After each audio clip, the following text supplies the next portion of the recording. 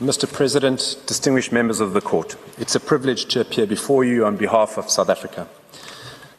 My task is to address this Court on the new facts and the grave changes in the situation in Rafah that is fast leading to the deadliest phase in this ongoing genocide. Those are the circumstances that compel South Africa to return to the Court to seek urgent further or modified provisional measures against Israel. Judges of this Court have recognized that the underlying reason for the Court's January and March orders was that the very right of existence of the Palestinian population in Gaza is currently at risk of irreparable prejudice, and that the only effective way of preserving the right of existence of the protected group is through the function of prevention. South Africa seeks these provisional measures before it's too late for prevention to be possible, let alone effective. This Court noted that the situation in Rafah was already perilous in its decision of 16 February. And instead of complying with this Court's decisions of January, February and March, Israel has defied this Court by trapping, besieging and bombarding an overcrowded Rafah, exacerbating the security and the safety of 1.5 million highly vulnerable Palestinians. Mr. President, no one in Gaza is safe because, as the United Nations has repeatedly made clear, nowhere in Gaza is safe. Palestinians were instructed by Israeli evacuation orders to move south to Rafah and seek refuge there from the bombardment in the north. Yet for months, the expanding population scrambling for refuge in Rafah has been explicitly told by Israel that they are not safe, and that Israel does not intend for them to be safe. The international community has witnessed Israeli soldiers preparing for the ground invasion of Rafah, filming themselves, chanting, "Tear down Rafah." And Israel's intention is typified by statements such as that of Israel's Minister of Finance, Mr. Smotrich, a member of the Security Cabinet, who has explained, and I quote, "There are no half measures. Rafah, Deir al-Balah, Nusayrat, total annihilation. You shall blot out the remembrance of Amalek from under heaven. There's no place under heaven." Close quote. Mr. Nukatobi will deal in careful detail with intention that is so clearly evident in such statements and by Israel's conduct. Now, Israel has resolutely resisted all international efforts to persuade and cajole it from eventually attacking Rafah. As we contemplate the horror of recent events and the significance of Rafah for Israel's ongoing assault, the reminders, regrettably, of Srebrenica come into view. Rafah's prominence in the eyes of both the Palestinians in Gaza and the international community lies in it being the most visible of the safe areas in Gaza, which has received significant attention in the international media. To paraphrase the International Criminal Tribunal for Yugoslavia in a decision endorsed by this Court, Israel's spectacular destruction of Rafah, despite the assurances of the international community, including this Court, and in the full glare of the international media, is intended by Israel to serve as a potent example to all Palestinians of their vulnerability and their defenselessness in the face of Israeli military forces, and to be emblematic of the fate of all Palestinians in Gaza. To use Mr. Smotrich's words, that there is no place under heaven that they're safe.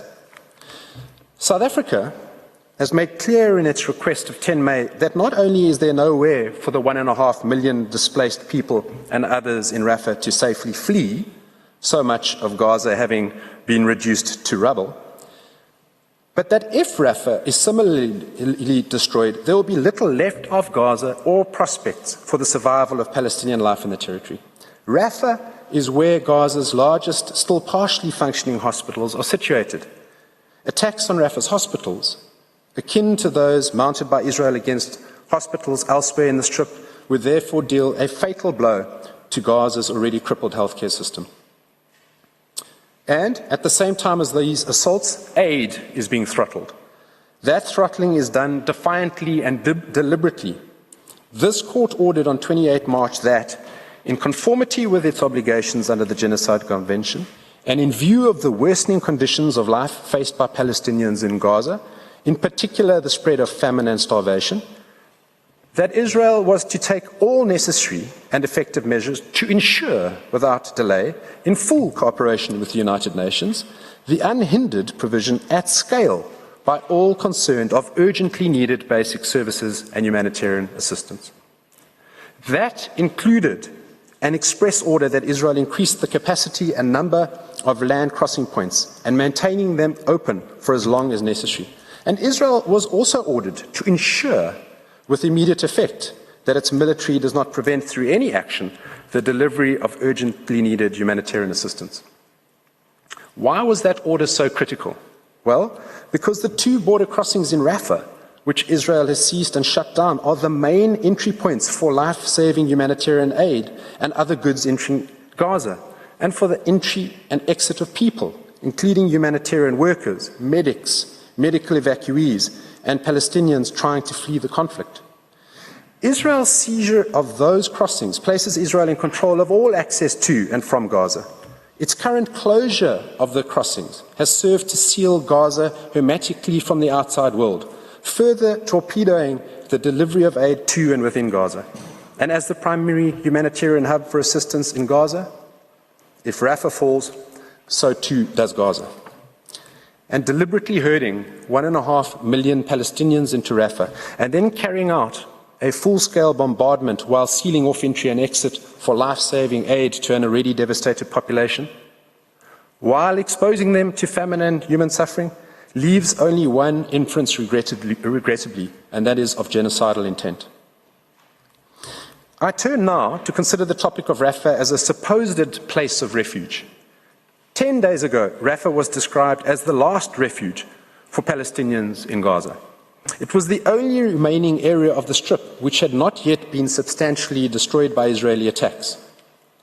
Over the past 7 months, hundreds of thousands of Palestinians were ordered by Israel to evacuate to Rafah for their safety, some forcibly being displaced for the 9th time. Desperate, terrified, and clinging to life by a thread, these Palestinians have sought shelter, often in makeshift tents or under sheets of scrap plastic, in the tiny and densely crowded city of Rafah, hoping against hope to stay alive in the ongoing Israeli bombardment. A city of children, Rafah has become home to some 600,000 Palestinian children and babies, many of them orphaned or disabled by Israel. And recall that they joined the staggering reality, according to UN Women, that among the dead in Gaza are an estimated 6,000 mothers, leaving 19,000 children orphaned. In addition to being the population center, Rafah is the primary humanitarian hub of Gaza, as I've said, and the only remaining area of the beleaguered Strip with the infrastructure and the resources to host the over 1 million displaced Palestinians, albeit in a situation that has been described by the UN as a pressure cooker of despair. But Rafah, Your Excellencies, is no refuge. It's no safe place. On 6 May, Israeli forces ordered around 100,000 Palestinians to evacuate the eastern portion of Rafah. Many were simply unable to flee. Children and elderly people are so starved that they can barely walk.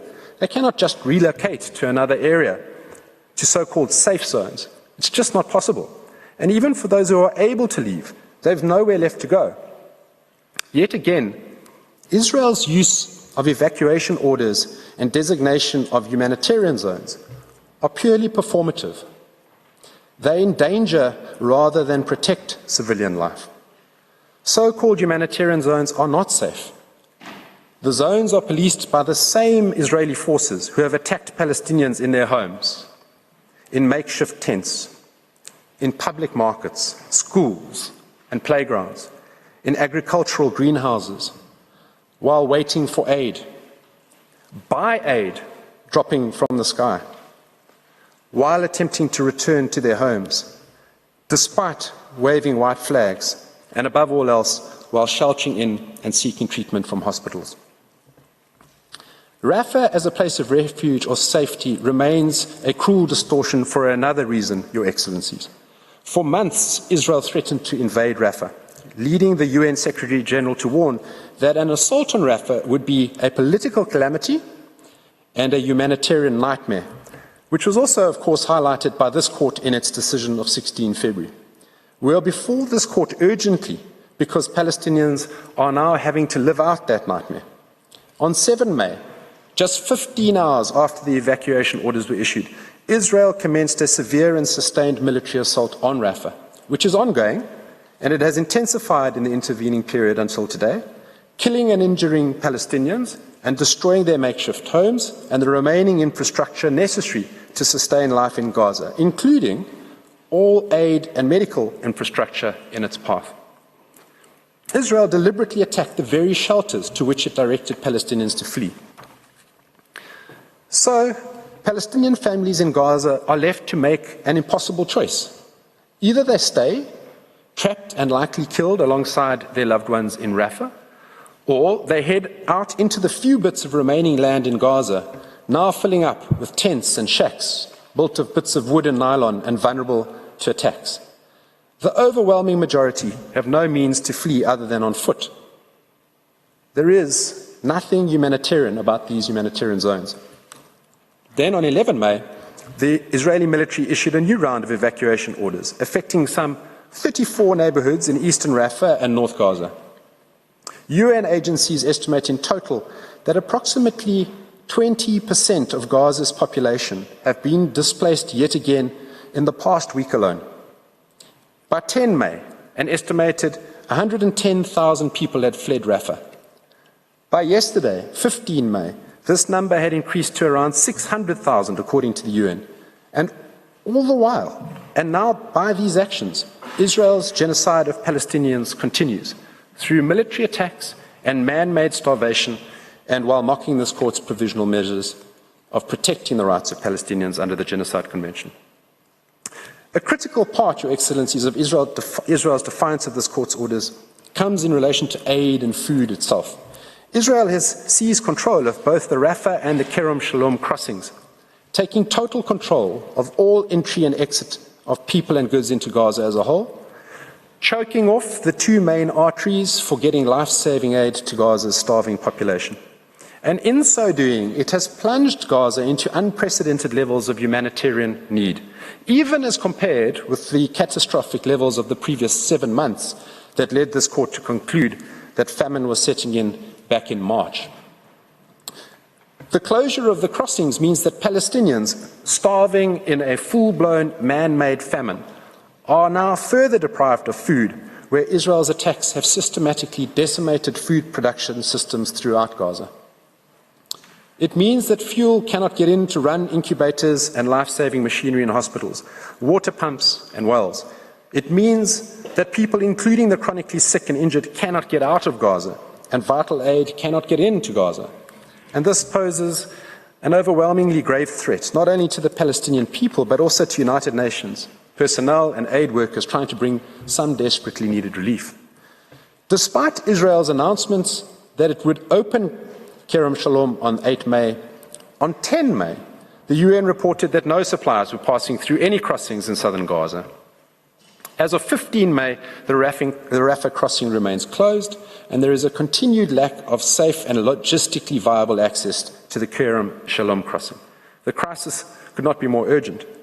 And that is so where Israel's assaults on Rafah and the closure of these critical crossings are aggravating the famine-like conditions across Gaza, where over 1 million people are predicted to face catastrophe, IPC Phase 5, food insecurity levels through July, which is just around the corner. Bakeries have been forced to shut down because they don't have fuel. Ongoing attacks in Rafah have rendered humanitarian warehouses inaccessible, and responders providing food aid will run out of food supplies within the coming days. In addition to killing and harming Palestinians, the Israeli assault on Rafah has deliberately inflicted on them conditions of life calculated to bring about their physical and biological destruction. This is starkly illustrated through Israel's destruction of Rafah's hospitals. Due to the ongoing hostilities in its vicinity and the military operation in Rafah, the Al-Najjar hospital the main medical facility in the entire Rafah Governorate and one of Gaza's largest remaining partially functioning hospitals, is no longer functional. It was a lifeline for 200 dialysis patients per day whom the World Health Organization previously warned would die if the hospital were to shut down. Fears for the Al Emirati Hospital are also particularly acute. This is one of the last partially functioning maternity hospitals in the whole of Gaza, which was until recently handling almost half of Gaza's daily total of 180 births. It has already been forced to stop admitting patients, and medics warn that without a doubt, every single one of the 45 babies in the neonatal intensive care unit and the special intensive care unit will die if the hospital is occupied. And then on 13 May, medical staff at the Kuwaiti hospital in Rafah received an evacuation order from Israeli forces. As one of the last remaining hospitals in Rafah, it had only around 16 beds available for the more than 1 million people sheltering in Rafah. And its closure will mean the complete collapse of what was the limping healthcare system in Rafah. Mr. President, allow me to conclude. Israel's ground incursion into Rafah has been described by the United Nations as one of the darkest mornings in this 7-month nightmare. With Rafah's destruction ongoing as South Africa speaks to this court today, the destruction of Gaza itself will be complete. The change in the situation in Gaza and the new facts in Rafah that I've described demand the provisional measures that Ms. Negrali will speak to. The necessity could not be starker. The magnitude and the gravity of the situation facing the Palestinian people in Gaza now exemplified in Rafah. South Africa has thus been motivated to come urgently to this court to prevent the destruction of the final Palestinian governorate of Gaza, with its homes, its hospitals, its schools, its libraries, its businesses, shelters, its mosques, to which Israel has not yet laid complete waste. And South Africa has come as quickly as possible to the court to ensure that the exhausted Palestinian men, women and children who have sought refuge in Rafah are protected from a bloodbath. And it has sought urgent protective relief because of the now pressing need to ensure the survival of the Palestinian people in Gaza as a group and their protection from further harm, starvation, disease and death by Israel's closure of the Rafah and Kerem Shalom crossings, fatally impacting the so desperately needed delivery of life-saving humanitarian aid, basic services and medical assistance across Gaza. But Israel's genocidal acts in Rafah, Mr. President and distinguished members of the court, cannot be understood without appreciating the overall genocidal context in which Israel's Rafah operation is embedded. My colleague, Dr. Hassim, will outline this along with the crippling effects of Rafah, now on harrowing display across the Gaza Strip as a whole. I thank you, Mr. President. Mr. President and members of the court, it is a privilege to appear on behalf of South Africa.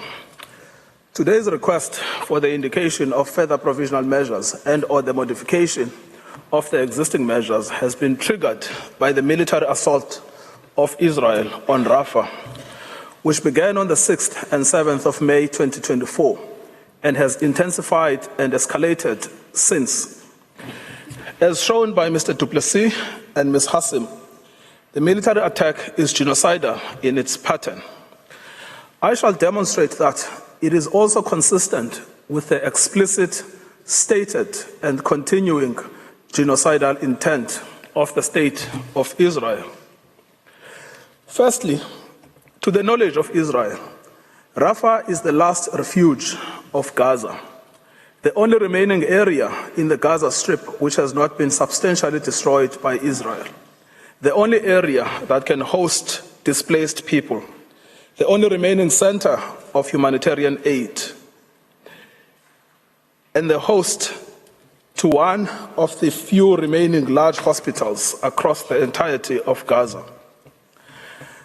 Rafah is the last stage of the total annihilation of Palestinian life. Without Rafah, the possibility to rebuild and reconstruct Palestinian life will be lost forever. For Palestinians to continue to exist as a protected group under the Genocide Convention, they need a place from which to rebuild. As we stand here today, Rafah is that place. the last stand. Secondly, Israel also knows of explicit warnings about the genocidal consequences of an attack in Rafah. On 6 May 2024, the Director General of the World Health Organization warned that a full military incursion into Rafah will plunge the crisis into unprecedented levels of humanitarian need. On 8 May 2024, 2 days after the military attack had begun, he stressed that one of the 3 hospitals in Rafah, Al-Najjar, was no longer functioning due to the ongoing hostilities in its vicinity and the military operation in Rafah. Since the border was closed, the United Nations was prevented from bringing fuel, without which all humanitarian operations would stop. Martin Griffiths, the United Nations Relief Chief, has rung alarm bells. He has warned that the simplest truth is that a ground operation in Rafah will be nothing short of a tragedy beyond words. No humanitarian plan can counter that. The rest is detail. Palestinians do not need any more diplomatic gesturing, no more abstract words, no more virtuous condemnations and denunciations of Israel's actions. There is no more time to spare. It is simply now or never. Israel has knowledge of the pronouncements I have cited above. After all, each of them was made publicly. Thirdly, the State of Israel knows of the decisions of this court, which bear on it as a state party to the Genocide Convention directly and require of it to respect its obligations under the Convention and the moral and legal authority of this court. The decision of this court on 26 January 2024 noted that the civilian population in the Gaza Strip is extremely vulnerable and that the catastrophic humanitarian situation in the Gaza Strip is at serious risk of deteriorating further before this court renders its final judgment. Bearing this in mind, the court recognized that the military operation conducted by Israel after 7 October 2023 has resulted inter alia in tens of thousands of deaths and injuries and the destruction of homes, schools, medical facilities, and other vital infrastructure, as well as displacement on a massive scale. In light of this situation, Israel was ordered to ensure with immediate effect that its military does not commit any acts that fall within Article 2 of the Genocide Convention.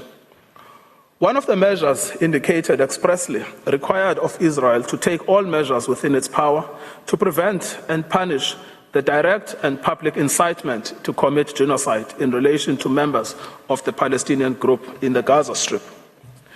In the decision of 16 February 2024, this court was compelled to demand that Israel immediately and effectively implements the court's order of 26 January 2024.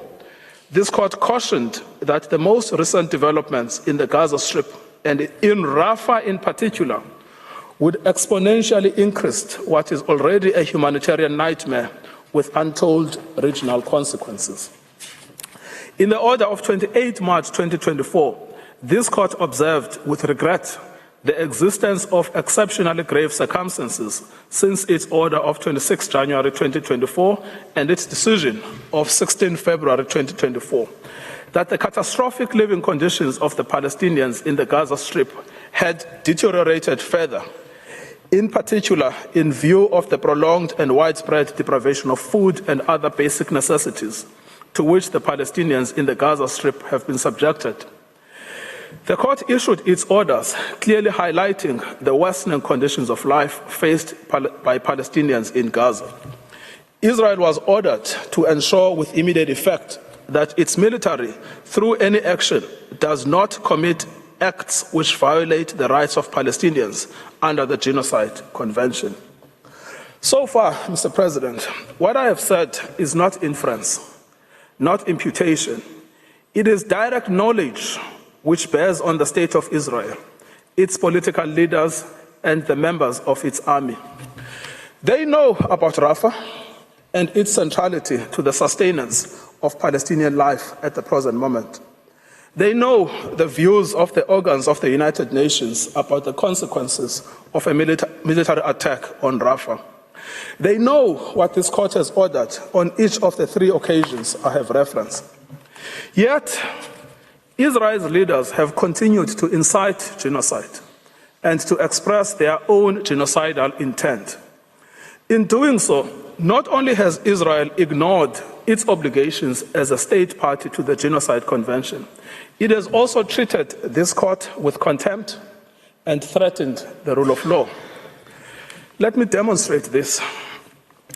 Members of the Israeli Ministerial Committee on National Security Affairs and the War Cabinet have simply continued with incitement to genocide.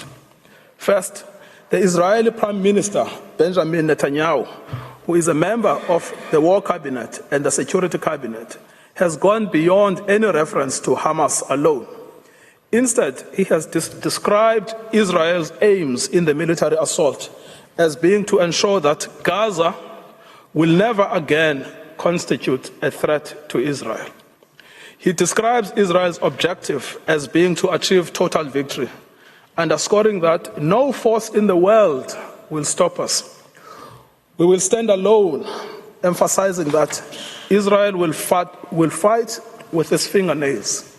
Second, the Israeli Minister of Defense, Yoav Gallant, a member of both the War Cabinet and the Security Cabinet, has made it clear that Israel is taking apart neighborhood after neighborhood and will reach every location in Gaza.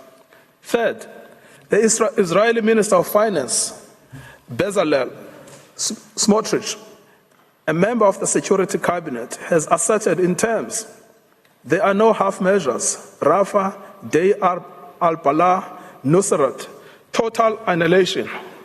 He goes on to say, we are negotiating with the ones that should not have existed for a long time. For Israeli members of cabinet, it is as if there is no court order which binds them. They are not the only ones, regrettably. In an interview broadcast on Israeli television on 3 May 2024, the vice chair of the international arm of the Likud party, the party to which the Israeli prime minister belongs, stated, I think we needed to invade Rafah yesterday, to go in and to get them. There are no uninvolved. We need to go in and kill and kill and kill. We need to kill them before they kill us.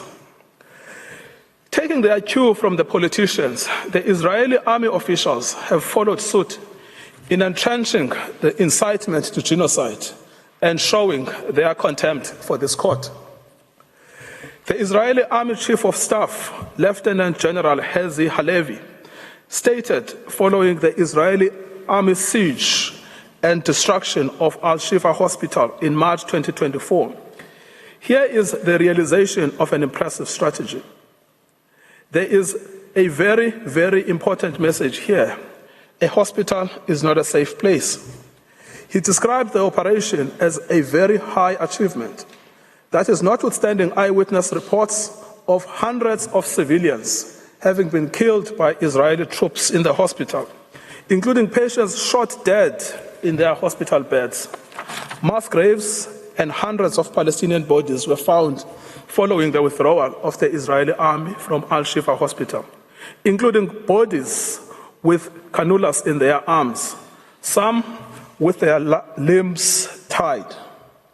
Brigadier General David Bar Khalifa, commander of the 36th Armored Division of the Israeli Army, issued a letter to Israeli soldiers about to deploy in Gaza, exhorting them to continue the killing of Palestinians. What has been will be no more. We shall go out to it in war. We shall pulverize every accursed plot of land from which it came. We shall destroy it and the memory of it. Brigadier Khalifa has faced no investigations, nor has he been relieved of his command.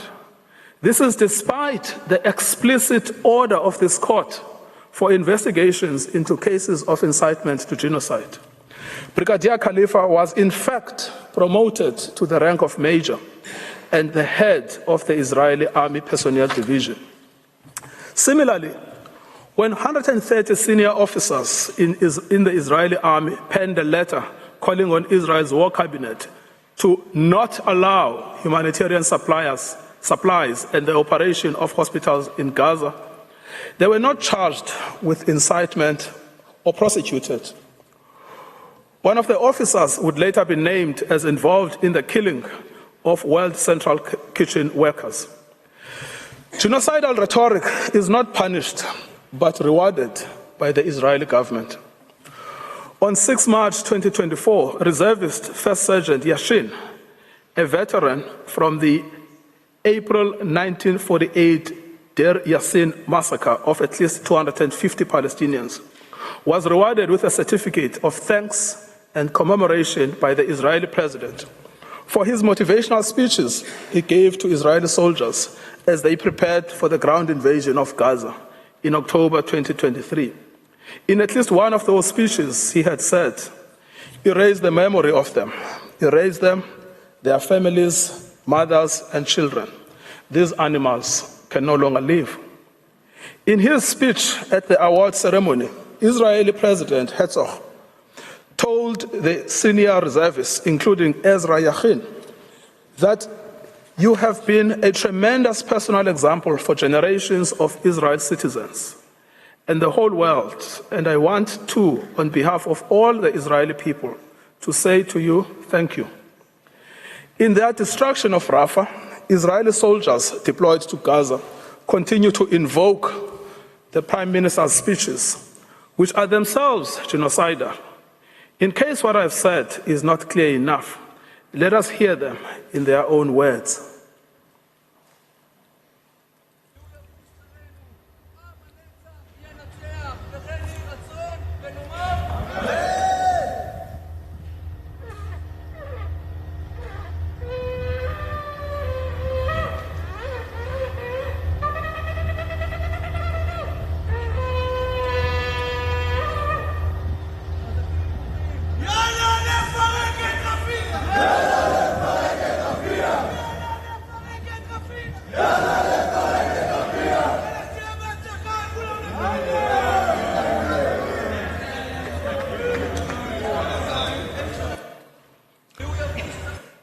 The destruction of Gaza and Palestinian life is understood by commanders and soldiers, as the video shows.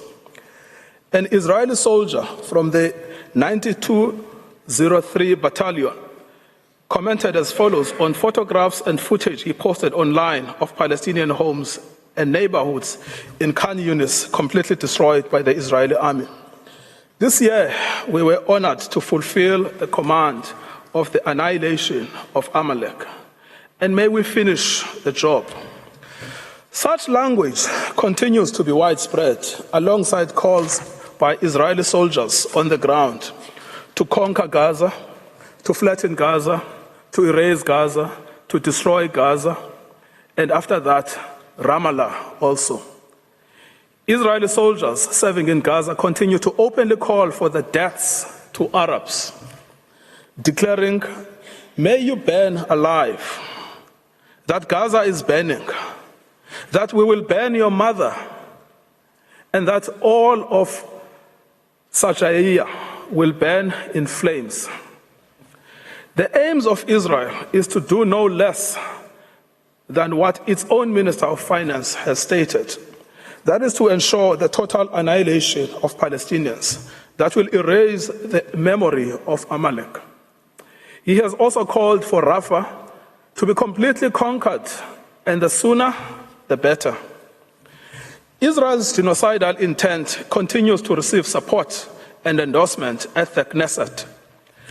As Tali Gottlieb, a member of the Knesset and the Prime Minister's party, has stated, to attack Rafah, as we attacked in the Northern Strip, unlike the responder, intentionally, not specifically addressing, but rather the entire Rafah system, to attack mercilessly from the air, instead of turning an eye to the Hague Court, turn an eye to the people of Israel. Public statements such as this show that even members of the Israeli parliament are fully aware of the orders of this court, but have continued to openly incite genocide without censure. Such sentiments are also widely expressed across Israeli society. Many Israelis, including Israelis living in illegal settlements in the West Bank, have actioned statements by government officials calling for the denial of aid to Gaza. By destroying food aid on its way, including setting trucks on fire, putting sugar in tanks, and destroying the food itself. Israeli public officials, including singers inciting to genocide in Gaza, have had their incitement rewarded. One singer who popularized and adapted to Israel's current military operations in Gaza, the racist Israel football chant, "May your village burn," changed it to "May Gaza be erased," and singing it to Israeli soldiers in live performances was presented with a certificate of appreciation for his work for the IDF soldiers during the war by the Deputy Speaker of Knesset, hosted by Israel's Minister of Social Equality and the Advancement of Women. Another singer referenced by South Africa before this court in the January 2024 application for his call to erase Gaza and not to leave a single person there has similarly been rewarded. Both were brought to the attention of Israeli authorities in South Africa's application and pleadings before this court. Neither of them, nor any of the other Israeli officials and civilians inciting to genocide against the Palestinians have been prosecuted, much less punished. The genocidal acts described in South Africa's application were foreseen and foreseeable from the onset. Israel's intent was always to destroy Palestinian life and to wipe them off the face of the earth. Rafah is the final stand. Without Rafah, there is no more Palestinian life in Gaza to speak of, no more Palestinian identity, and no possibility of reconstruction. Mr. President, the rule of law can only survive through the orders of this court. If the rule of law is to have any meaning, let it be today and with this case. It is no longer enough to order unhindered access to humanitarian aid when it is in fact the military operation in Gaza that is preventing it. It is no longer enough to encourage compliance with the peremptory precepts of the Genocide Convention when Israel's deliberate contempt for the international rule of law has been so plain and so public.